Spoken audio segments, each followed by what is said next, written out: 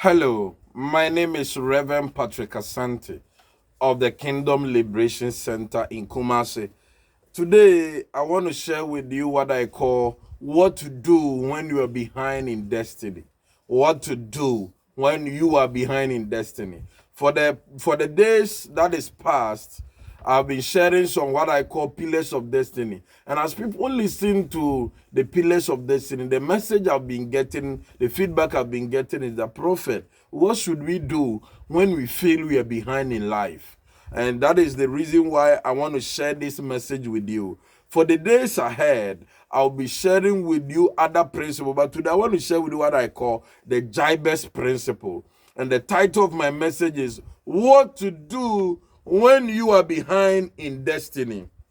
What to do when you are behind destiny. So, because you are talking about the Jabez principle, let's go to the book of First Chronicles, chapter 9 and 10.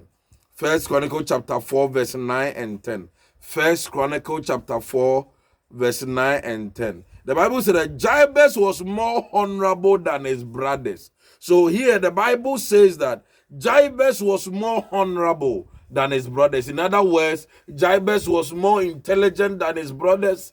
Jabez was more talented than his brothers. You let's even use talent. Jabez was very talented. Among his brothers, he was the most talented one. So if he say maybe talent in music, it can be talent in football, it can be talent in a lot of things. But the Bible said that his mother named him Jabez, saying, I gave birth to him in pain. So his mother named him Jabez, which means pain, which means a son of atrocities. It may mean that son who is supposed to be behind in life. What it means is that Jabez, for God, he created, his destiny was honorable. He had talent. When Jabez is singing, you can say that, oh, this guy is singing. When Jabez is playing football, there are many Jabezes who are listening to me, that when it comes to football, they are number one. There are many Jabezes who may be listening to me, that when it comes to music, they are number one. There are many Jabezes who are listening to me, that when it comes to physics, chemistry, biology, geography, economics, mathematics, they are number one. But they are behind in life. For Jabez, he was a victim of his circumstances. He was a victim of who gave birth to him. For the Bible said that his mother named him Jabez because he gave birth to him in pain. But let's look at what Jabez did in verse number 10. He said that Jabez cried out to the God of Israel.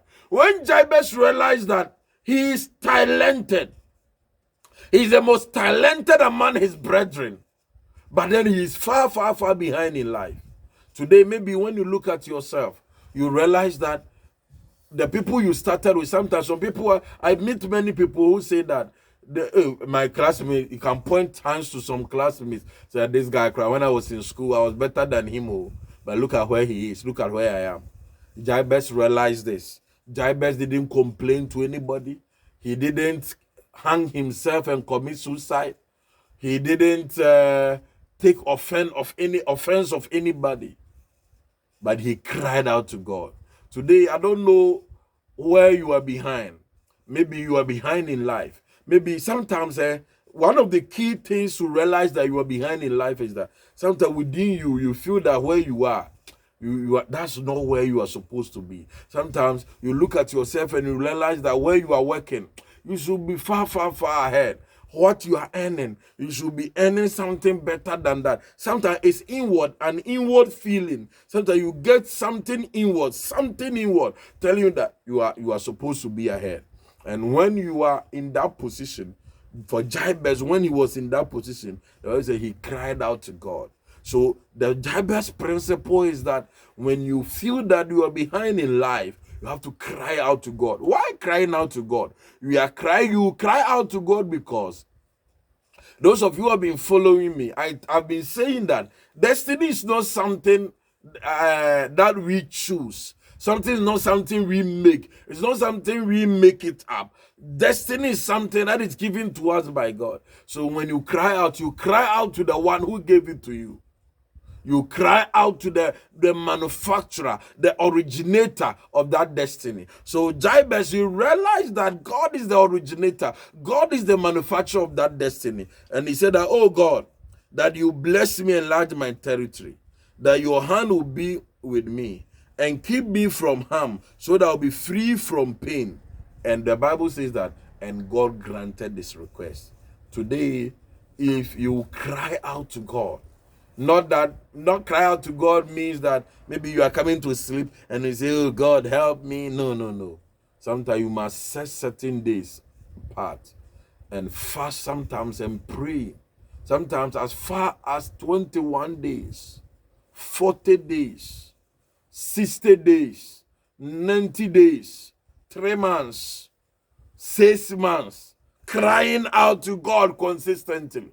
That God, with somebody saying that maybe 3 months is far. If 3 months is far, then you waste your entire life where you are.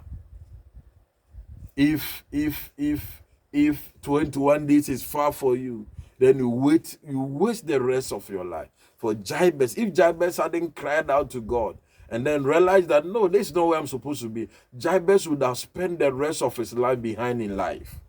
For Jabez, he cried out to God. He set himself apart.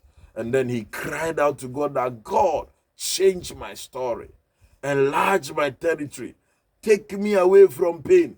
And the Bible said that God heard the request of Jabez.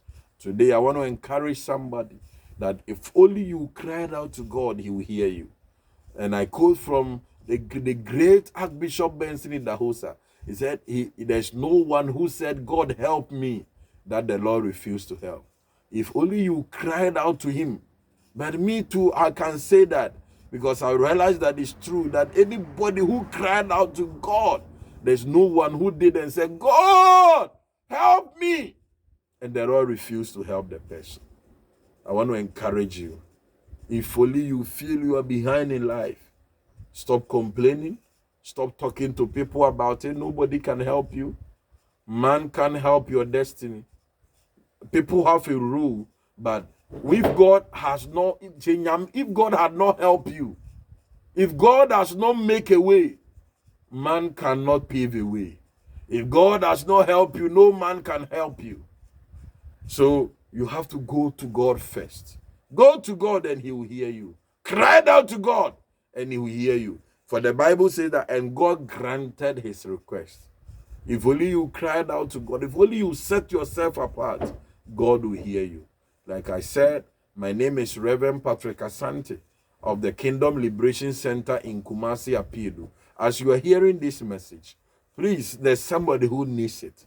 Make sure you share, you comment, and you like.